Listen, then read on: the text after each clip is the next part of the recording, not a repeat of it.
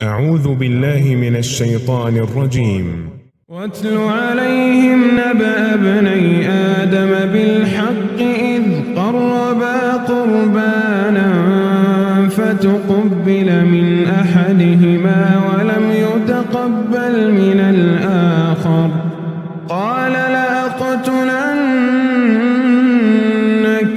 قال إنما يتقبل الله من المتقين لئن بسطت إلي يدك لتقتلني ما أنا بباسط يدي إليك لأقتلك إني أخاف الله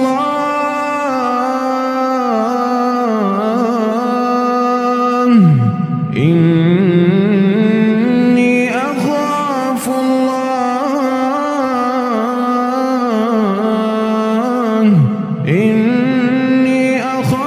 الله رب العالمين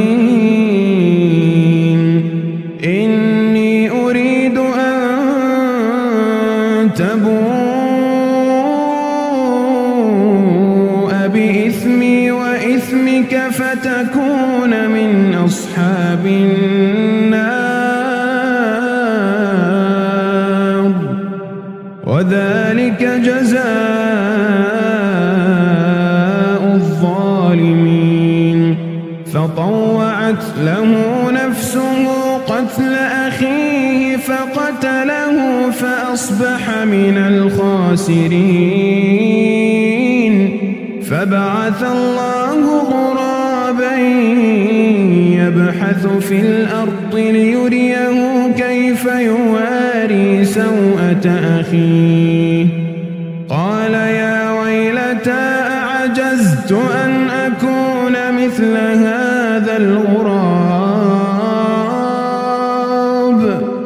قال يا ويلتى أعجزت أن أكون مثل هذا الغراب فأواري سوءة أخي فأصبح من النادمين من أجل ذلك كتبنا على بني إسرائيل أنه من قتل نفسا بغير نفس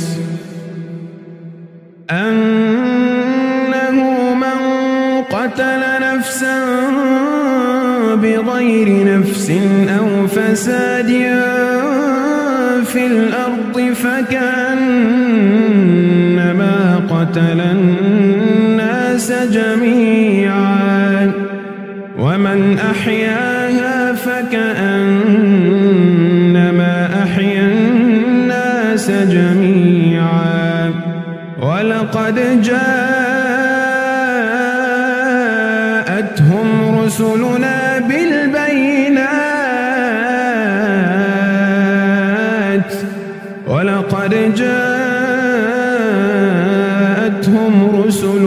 بالبينات ثم إن كثيرا منهم بعد ذلك في الأرض لمسرفون।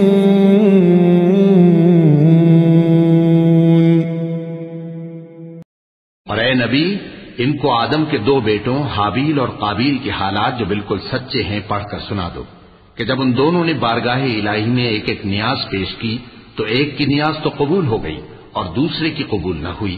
तब काबील हाबील से कहने लगा कि मैं तुझे कत्ल कर दूंगा। उसने कहा कि अल्लाह परहेजगारों ही की नियाज कबूल फरमाया करता है। अगर तू मुझे कत्ल करने के लिए मुझ पर हाथ चलाएगा तो मैं तुझको कत्ल करने के लिए तुझ पर हाथ नहीं चलाऊंगा। मुझे तो अल्लाह रब्बुल आलमीन से डर लगता है। मैं चाहता हूं कि तू मेरे गुनाह को भी समेट ले और अपने गुनाह को भी, फिर तू अहले दोज़ख में से हो जाए और जालिमों की यही सजा है। आखिर उसके यानी काबील के नफ्स ने उसको अपने भाई के कत्ल ही की तरगीब दी तो उसने उसे कत्ल कर दिया। फिर खसारा पाने वालों में हो गया।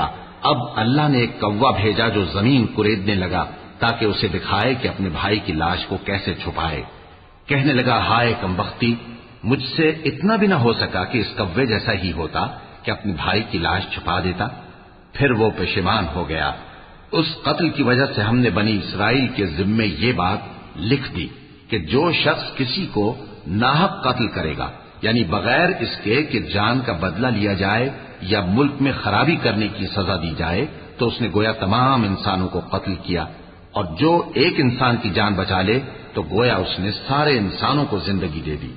اور ان لوگوں کے پاس ہمارے پیغمبر روشن دلیلیں لا چکے، پھر اس کے بعد بھی ان میں بہت سے لوگ ملک میں زیادتیاں کرنے والے ہیں۔